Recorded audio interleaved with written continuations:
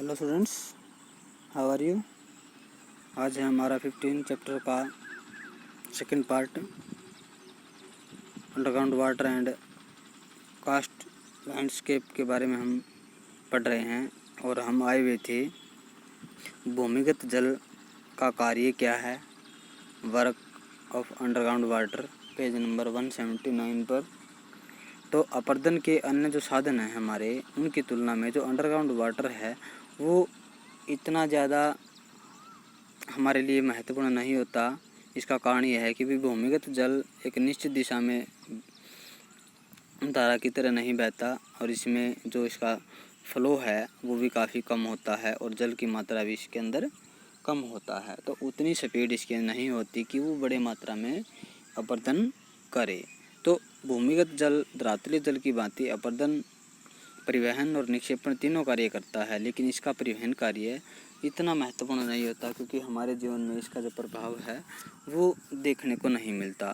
तो erosional work of underground water की अगर हम बात करें तो अपर्दन, भूमिगत जल का अपर्दन कार्य क्या है, किस तरीके से करता है, तो उसमें आते हैं कि चूने के जो प्रदेश हैं, चूना पत्थर के जो क्षेत्र हैं, उसमें गोलक क्रिया होती रहती है कि भी धीरे धीरे भूर भूर के थोड़ा थोड़ा पार्ट में पार्टीशन होकर जो है चट्टानें वो कमज़ोर होती हैं, इरोजन होता है।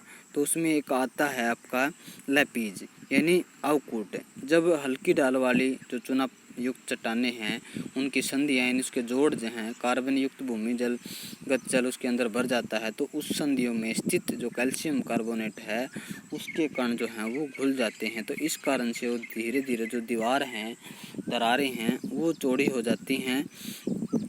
इस तरीके से कालांतर में सीधी दीवारों में गहरे गड्ढे वाला जो भू स्वरूप हमें देखने को मिलता है उसे फ्रांसीसी भाषा में लैपीज के नाम से जानते हैं कि भी धीरे धीरे जो चट्टानें हैं वो दरार उसके अंदर बड़ी होती रहती है। इस तरीके से ऐसी स्थलाकृति को जर्मनी में कारेन के नाम से जानते हैं, जिसका अंग्रेजी में क्लिंट भी कहा जाता है। तो इस तरीके से दूसरा जो है घोल रंध्र यानी सिंक होल्स के भी जो छेद हैं उसके अंदर जो है डस्ट पार्टिकल उसके वो पानी के अंदर घुलते रहते हैं। तो डोलोमाइट, जिप्सम और चूने की जो चट्टानें हैं खड़ी जिसके अंदर दरारें हैं, जैसे चित्र नंबर 15.16 में दिया गया है, तो इस तरीके के जो घोल रंध्र हैं वो काम करते हैं। तो ये वर्टिकल जॉइंट होते हैं और इन संधियों में कार्बन डाइऑक्साइड युक्त जो पानी है वो होता है और छोटे बड़े छिद्र धीरे धीरे बनते रहते हैं। तो इन छिद्रों को हम घोल रंध्र कहते हैं। धीरे धीरे ये क्या हैं, बड़े आकार के कीपाकार बेलनाकार की अवस्था में आ जाते हैं। तो इनकी जो गहराई है लगभग 3 से 9 मीटर या इससे ज़्यादा भी कई बार हो जाती है। अमेरिका की अगर बात करें तो अमेरिका के केंटुकी राज्य में चूने के जो बने पठारी भाग हैं तो उनके अंदर 60,000 से अधिक घोल रंध्र पाए जाते हैं।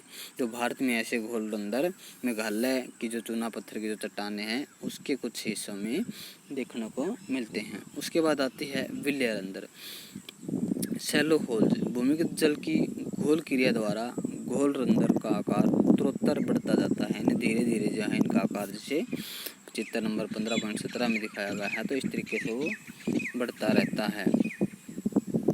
इसके बाद इस तरीके से ये सब जो हैं बेलनाकार नलिकाओं के रूप में बढ़ते रहते हैं और विलय रंध्र ये कहलाते हैं। तो धरातलीय नदियों घोल रंध्रों में घुसकर इन विलय रंध्रों के रास्ते में ही धीरे धीरे समाप्त हो जाती हैं कुछ और आपस में वो मिल भी जाती हैं। तो इस तरीके से कंदराओं का निर्माण होता है, गुफाओं का निर्माण पहाड़ों के बीच में होता रहता है। उसके बाद आता है कुंड या डोलाइन। डोलाइन का है कि भी अनेक घोल रंध्रों और विलय रंध्रों में परस्पर मिल जाने से बड़े विशाल गर्तों का निर्माण होता है, जिसे डोलाइन कहते हैं। यानी इनके अंदर से क्या है कि भी कुछ जो नलिकाएं हैं वो आगे बढ़ती रहती हैं बेलनाकार आकृति में, तो वो धीरे धीरे आगे जाके एक में शामिल हो जाती हैं, आपस में सारी की सारी मिल जाती हैं, तो जिसको क्या कहते हैं हम डोलाइन के नाम से जानते हैं। तो इस तरीके से ये धरातल पर कीप जैसी आकृति या नीचे खोखले बेलन के आकार की आकृतियाँ बनाते हैं। यूरोप में पिरेनीज क्षेत्र में डोलोनाइन की जो मात्रा है वो काफ़ी ज़्यादा देखने को मिलती है। तो उसके बाद आता है युवाला या शकुंड।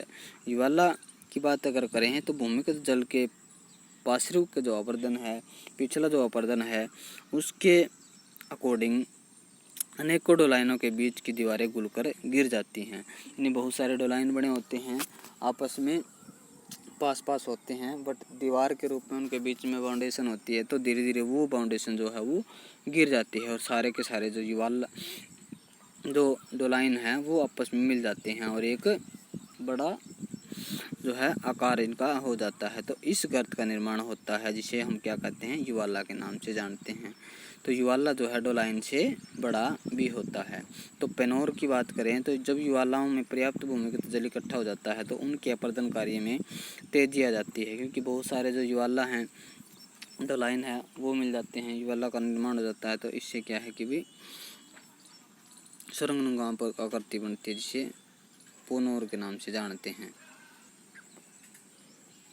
इसके बाद है कंदरा, जिसको हम कई बार धरातल पर कठोर चट्टानों के नीचे चूनायुक्त चट्टानें बिछी होती हैं और धीरे धीरे वो जो है घुल कर खोखला उसको कर देती हैं और ऊपर की चट्टान सुरक्षित रहती है, जिसे एक लंबी गुफा की आकृति बन जाती है जिसे हम कंदराओं के नाम से भी जानते हैं। और इन चूना पत्थर चट्टानों के जो निचले स्तर है वो धीरे धीरे विभंजन टुकड़े होते रहते हैं और एक बड़ी गुफा का निर्माण हो जाता है। उसके बाद प्राकृतिक पुल, नेचुरल पुल भी इससे बन जाते हैं। अपर्दन से भी धीरे धीरे नीचे जो मिट्टी है वो कट जाती है, ऊपर का जो स्थान है वो बना रहता है, तो इससे मार्ग जो है बन जाता है आने जाने के लिए, ये प्राकृतिक पुल कहते हैं। इसके बाद पोलिये या राजकुंड की अगर हम बात करें तो युवाला से बड़े आकार के गर्त जो गहरे होते हैं वो पोलिये कहलाते हैं। पश्चिमी वाकल क्षेत्र यूरोप का 65 किलोमीटर लंबा और 5 से 11 किलोमीटर चौड़ा लिबनी नामक पोलिये उल्लेखनीय है, देख सकते हैं। उसके बारे में हम पोलिये की जो उत्पत्ति के बारे में अगर हम बात करें तो विद्वान एक मत नहीं है, उनकी सबकी अपनी अपनी विचारधारा है। तो इसके अनुसार जो है भर्षित या अवनित भाग जो हैं गुलन क्रिया द्वारा इसकी रचना होती है कि धीरे धीरे जो चूनायुक्त चट्टानें हैं वो घुल जाती हैं। उसके बाद आता है चूर्णकूट। पोलियो के पेंदे या कंदराओं की जो तली है, निचले वाला हिस्सा है, भूमिगत जल उसके अंदर बहता है, तो अधिकांश जो शैली हैं वो गुलन क्रिया द्वारा नष्ट हो जाती हैं और कुछ कठोर जो भाग हैं वो इसके बच जाते हैं। तो टिल्ले की आकृति के जो स्थान हैं वो बच जाते हैं, जिसे हम क्या कहते हैं, चूर्णकूट के नाम से।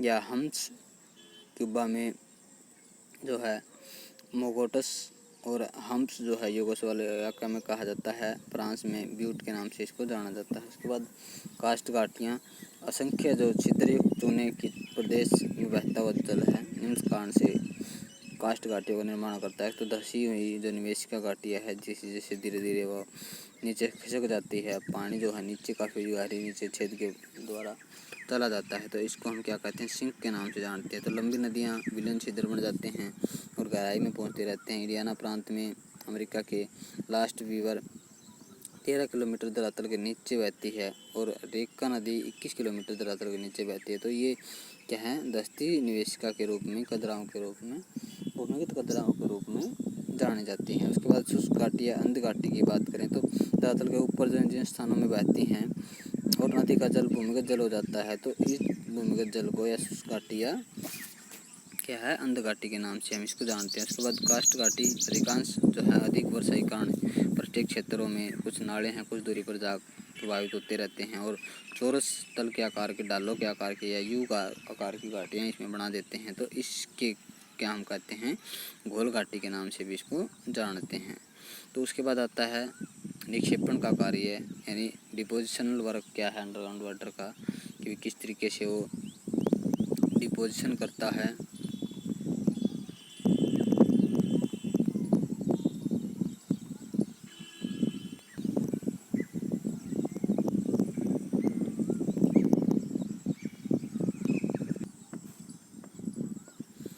उसमें अगर हम बात करें तो कार्बोनेट की जो कैल्शियम कार्बोनेट की जो क्षेत्र होते हैं, जो चट्टानें होती हैं, उसमें जमने लगता है पानी और कंदराओं में विविध प्रकार के जो भू आकारों की जो है रचना वो होने लगती है। तो इस तरीके से सैटेलाइट बनते हैं। चूने के प्रदेशों में भूमिगत जल जो है कंदराओं में जल छत से बूंद की तरह टपकता रहता है और वो फिर धीरे धीरे क्या है जम जाता है और नीचे गिरे इस वाष्पीकरण द्वारा कुछ अंश सूख भी जाता है। तो इससे छत की आकार क्या करती है, चूना पुनरावृत्ति इस तरीके से धीरे धीरे होती रहती है। तो स्तंभ ये बन जाते हैं, कुछ मोटे होते हैं, कुछ पतले होते हैं, कुछ नुकीले होते हैं। तो इसको हम क्या कहते हैं, स्टेलाइट के नाम से जानते हैं। उसके बाद स्टेलेमाइट की अगर हम बात करें तो कंदराओं की तली पर जो है छत गिरने से वाली जो चूना पत्थर हैं वो बूंदों में वाष्पीकरण होता है और इससे कंदराओं की जो तली है वो जमाव होने लगता है। तो कालांतर में इन कंदराओं के तले मोटे होते हैं, बेलनाकार होते हैं, स्तंभ ऊपर की ओर उठे होते हैं। तो इसे हम क्या कहेंगे, स्टेलेमाइट के नाम से जानते हैं। उसके बाद आता है आपका कंदरा स्तंभ। कई बार ऊपर से नीचे की ओर लटके हुए जो स्टेलाइट हैं, नीचे से ऊपर की ओर बढ़ते हुए स्टेलेमाइट हैं तो आपस में मिल जाते हैं। तो इस तरीके से एक कंदरा स्तंभ का निर्माण होता है और इसी कंदरा स्तंभ को जो है कंदरा स्तंभ के नाम से हम जानते हैं। तो ये इस प्रकार के आंध्र प्रदेश और देहरादून में देखने को मिलते हैं। उसके बाद कुछ बीज शब्द हैं, कुछ महत्वपूर्ण डेफिनेशन हैं, उनको आप तैयार करोगे। उसके बाद आपके जो हैं एक्सरसाइज हैं उनको धीरे धीरे आप रिवाइज करते रहिएगा। नोट्स के रूप में इस लेसन को तैयार करिए, काफ़ी महत्वपूर्ण लेसन है। तो आज के लिए इतना ही स्टूडेंट्स, अगले क्लास में हम नेक्स्ट चैप्टर को शुरू करेंगे। आज के लिए इतना ही। Have a nice day.